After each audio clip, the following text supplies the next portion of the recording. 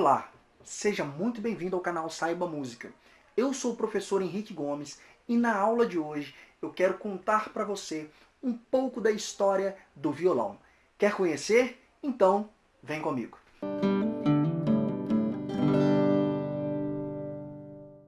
Antes de tudo, eu queria te dizer o seguinte. O violão é um instrumento que passou por muitas adaptações, como todos os outros instrumentos. É muito difícil falar da origem de um instrumento sem visitar a história da música, sem visitar a história da humanidade. Não temos como ter certeza de tudo o que aconteceu, mas o que eu quero trazer para você? Um apanhado de acontecimentos históricos que podem ter inspirado a criação do nosso violão. Um dos primeiros registros que nós temos é uma pedra com uma imagem, o que seria uma pessoa tocando um instrumento, que seria muito parecido com o violão. Ele teria um corpo, né, e um braço bem longo. Depois a gente consegue encontrar nas pinturas egípcias alguns instrumentos de corda, principalmente a harpa egípcia, que poderia também ter inspirado a construção de outros instrumentos que precedem o violão. A gente conhece a Grécia como o berço das civilizações. A Grécia também tinha um instrumento de cordas conhecido como lira. Ele era basicamente duas hastes com cordas entre elas na parte de cima. As cordas ficavam presas, amarradas em cima, e na parte de baixo tinha uma base em que as cordas ficavam presas, assim elas ficavam esticadas e era possível tocar a lira. Na Roma antiga, que provavelmente foi inspirado na lira e na harpa, né, tanto do Egito quanto da Grécia, tinha um instrumento conhecido como cítara. A estrutura básica dele era muito parecida com a da harpa. Hastes nas laterais, um suporte na parte de cima e uma base.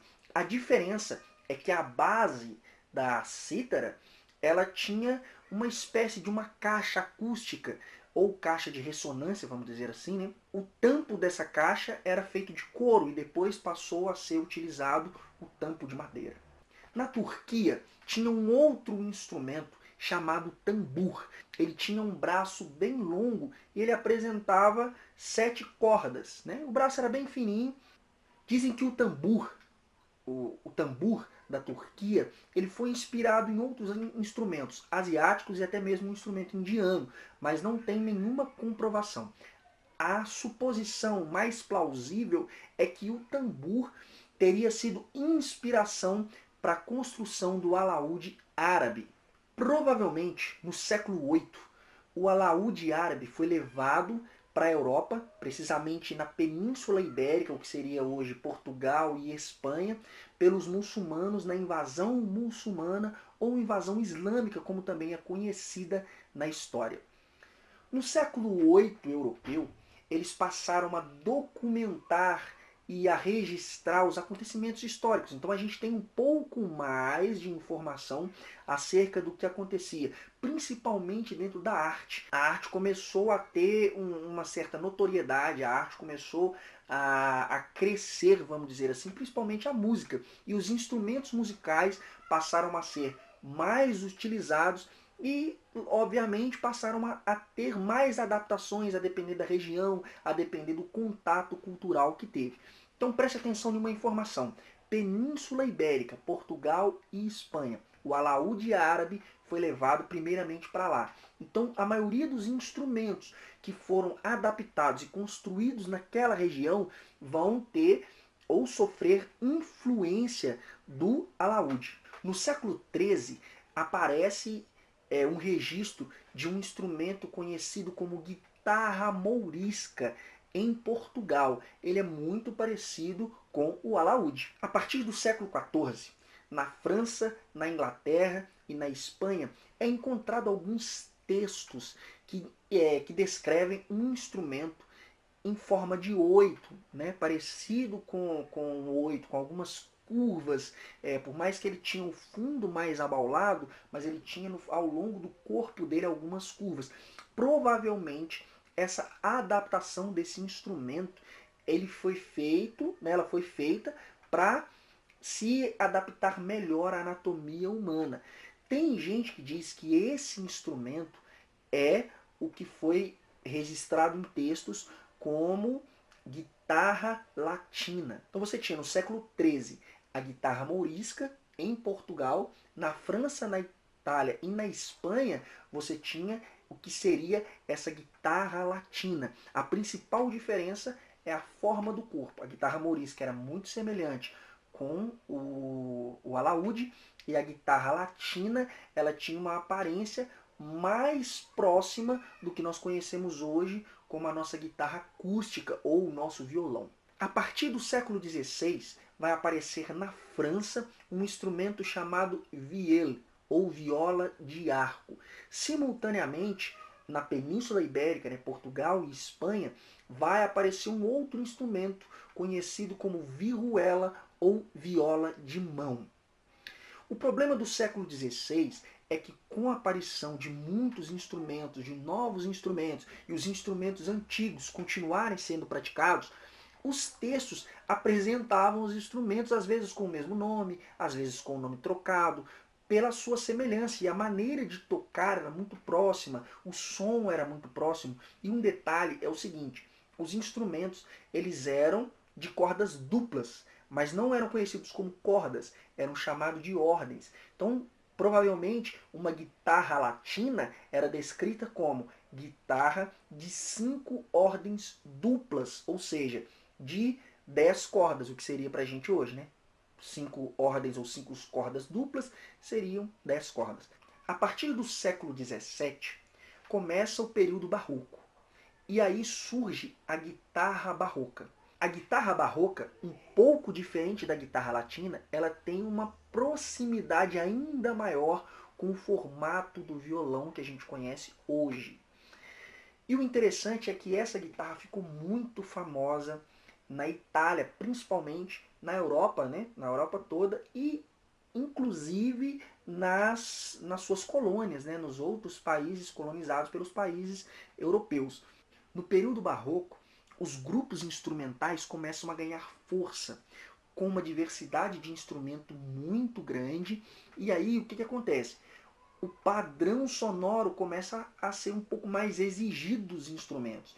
E o excesso de diversidade faz com que a guitarra perca um pouco de espaço nos grupos instrumentais, nos grandes grupos. Apesar de que ainda assim tinha bastante estudo sendo escrito, peças sendo escritas, apresentações acontecendo, mas o que ganha maior espaço na prática musical europeia são os grandes grupos instrumentais. E o que acontece com as guitarras, com o alaúde, né, com as violas, com os outros instrumentos que aparecem naquele período?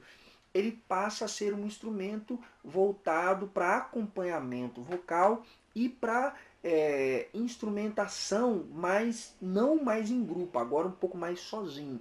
E isso faz com que as cortes voltem os olhares para essa nova prática. E aí começa a contratação de músicos particulares. Por exemplo, existia uma classe de músicos que eram os menestréis, os trovadores, que eram contratados para poder trabalhar nos castelos. Então eles cantavam, contavam história, faziam textos, poesias, eles declamavam. Esse era um formato, uma prática musical muito comum na Europa. Depois eu quero falar um pouco para vocês, eu vou deixar mais para o final do vídeo, uma parte de curiosidades sobre essa classe de artistas e de músicos dessa época. Essa nova prática musical é muito adotada pela Itália e por Portugal. Já na Espanha, a prática que se mantém em ascensão é o instrumental de guitarra. Então a guitarra barroca passa a ficar muito forte na Espanha com guitarristas instrumentais. Já na Itália e em Portugal, os guitarristas eles são os menestréis, os trovadores, de uma forma mais expressiva. No século XVII, a viola portuguesa, que provavelmente foi inspirada naquela guitarra latina que eu falei anteriormente, ela passa a ter uma grande importância dentro especificamente de Portugal. E ela então é levada para suas colônias, né, que é principalmente o Brasil. No século XVII, a viola portuguesa chega no Brasil, e aí os brasileiros amam a viola portuguesa e praticam, e é um sucesso total esse instrumento aqui no Brasil. No finalzinho do século XVII, com o crescimento da guitarra barroca e com o crescimento da viola portuguesa em Portugal, os alaúdes começam a perder um pouquinho de força. Eles começam a perder um pouco dessa expressividade e dá espaço para a guitarra barroca e para a viola portuguesa no cenário musical da Europa.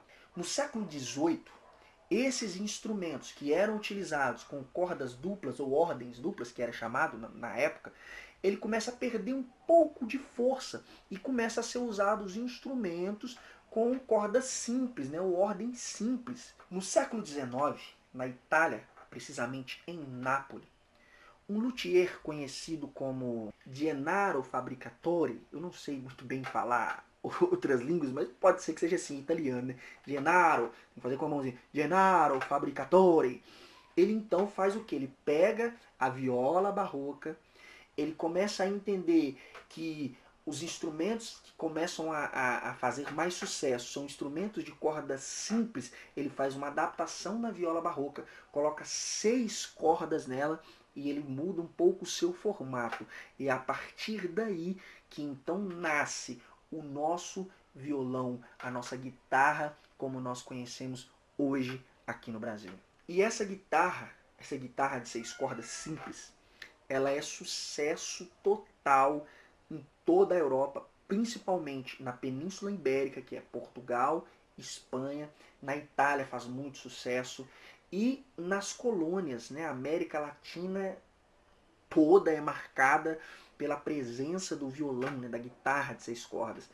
Quando a guitarra de 6 cordas chega no Brasil, exatamente no século XIX, ela gera um pouco de espanto, porque é muito parecido com a viola portuguesa, é um pouco diferente, porque a viola portuguesa eram 5 cordas duplas e a guitarra, que agora já não era mais guitarra barroca, né, era chamada de guitarra de 6 cordas, ou apenas guitarra, ela passa a ser um dos instrumentos principais a serem usados aqui no Brasil junto com a viola portuguesa. E aí volta aquela confusão do século XVI. Os escritores, para descrever um instrumento, eles chamam tudo de viola. E os brasileiros também começam a chamar tudo de viola. E é a viola. Viola de 6 cordas, viola de 10 cordas, viola de 5 cordas duplas. Vira uma confusão danada para poder descrever esse instrumento.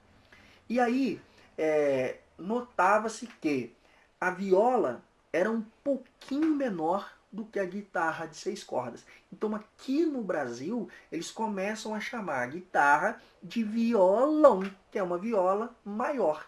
E aí começou todo mundo a chamar a guitarra de 6 cordas de violão, e hoje a gente conhece a guitarra de 6 cordas como violão. Ela só é chamada de violão aqui no Brasil. Em todas as outras partes do mundo, ela é conhecida como guitarra espanhola, guitarra clássica, guitarra acústica ou simplesmente como guitarra. Se a gente falar guitarra aqui no Brasil, a gente vai pensar na guitarra elétrica, né, ou guitarra eletrônica. Mas guitarra é o nome que o nosso violão recebe. E eu falei para vocês que eu reservei um espaço nesse vídeo para falar de algumas curiosidades. Eu queria te contar o seguinte: aquela classe de músicos profissionais, né, do período médio, eles eram conhecidos como menestréis, como trovadores, como bardos, como eados, como jogral e como segrel. Vou tentar explicar cada um deles para vocês de forma bem rápida. Os menestréis, eles eram contratados pelas cortes para poder contar história, cantar, tocar. E os trovadores tinham praticamente a mesma função. A diferença é que os trovadores eram de origem nobre e já os menestréis eram plebeus. Os bardos é basicamente a mesma coisa dos menestréis. A diferença é que os trovadores e os menestréis, eles estavam numa região da Europa, né? Itália, Portugal, Inglaterra, Alemanha, França, eles estavam naquela região da Europa. Já os bardos, eles estavam mais ligados à cultura celta, né? Na Islândia, na Inglaterra, na Escócia. E os eados, né? Que eram uma outra classe de músicos, contadores de histórias, poetas, eram da cultura grega e eles utilizavam a lira para poder fazer o seu trabalho. Uma outra curiosidade interessante sobre o violão é que ele ficou muito conhecido na sua história aqui no Brasil como instrumento de vagabundo. Eu queria te contar um pouquinho dessa história para você entender por que de repente você saindo com o seu violão aí alguém fala que o seu instrumento é instrumento de vagabundo. A música popular brasileira ela tem um berço na Bahia e no Rio de Janeiro. Basicamente, o samba, o choro, a música popular brasileira, né, a MPB, a bossa nova, provavelmente eles tiveram a mesma raiz. Os negros se reuniam para poder tocar, cantar, festejar, celebrar, chame do que você quiser. Eles se reuniam para poder cantar e dançar. E aí essas danças e esses cantos eram herdados dos seus parentes próximos, que eram os escravos. E quando eles saíram da Bahia para poder ir procurar trabalho, porque já não eram mais escravos, eles foram procurar trabalho na capital do Brasil, que era o Rio de Janeiro. Quando chegou no Rio de Janeiro, não tinha trabalho para todo mundo, principalmente para os negros, que eram, na maioria, ex-escravos, filhos de escravos, descendentes de escravos, não tinha trabalho para essa galera. E aí eles faziam o que davam, viviam do que davam. A maioria vivia de arte, vivia de uma série de coisas, de artesanato, fazia um tanto de coisa para poder sobreviver. Mas sobrava tempo para eles poderem festejar, continuar com as suas práticas musicais, com as suas festas, e eles faziam isso em rodas, né? Fazia na rua, nas praças, enfim. Foi criada uma lei chamada Lei da Vadiagem, que todas as pessoas que eram pegas na rua fazendo qualquer coisa que não fosse trabalhar ou indo para o trabalho, elas poderiam ser enquadradas na lei da vadiagem. Era considerado vagabundo. E aí você tinha que andar com um documento, que, como se fosse hoje a carteira de trabalho, comprovando que você estava indo trabalhar. Se você não tivesse essa comprovação, você era preso. E então, acontecia nas rodas de samba, nos grupos de música que faziam essas celebrações, chegava a polícia lá para poder perguntar da batida, e eles diziam: "E aí, vocês estão trabalhando? O que vocês estão fazendo?" Eles estavam festejando, eles estavam tocando e cantando. Como não tinham documento comprovando que eles estavam trabalhando, eles eram presos como vagabundos. Por isso o violão e o samba ficou marcado na história como música de vagabundo e o violão como instrumento de vagabundo. Uma outra curiosidade é que existem outros tipos de violão. Um deles é o violão de 7 cordas. Esse violão foi muito utilizado aqui no Brasil, principalmente no samba e com mais força ainda no choro. O violão de 7 cordas, tem gente que diz que a origem dele é francesa, tá? Dizem que o luthier francês construiu o violão de 7 cordas a pedido do músico Napoleão Coste, ou Costet, eu não sei como que fala francês. Mas esse luthier, ele tinha pego uma guitarra de 6 cordas, feito uma adaptação, colocou uma 7ª corda acima do braço do violão, ela ficava suspensa, e aí esse músico, o Napoleão, ele tocava essa 7ª corda mais grave, e ele tinha uma outra característica sonora. Outros dizem que a origem do violão de 7 cordas é da Rússia, porque no século XIX os ciganos já praticavam, já tocavam com violões de 7 cordas lá na Rússia. Então, pode ser da França, pode ser da Rússia. Na década de 20, né, aproximadamente entre 1920 e 1930, foi trazido para o Brasil para fazer parte dos grupos de choro, o violão de 7 cordas. Qual que era a sacada desse violão? Qual que era a necessidade desse violão?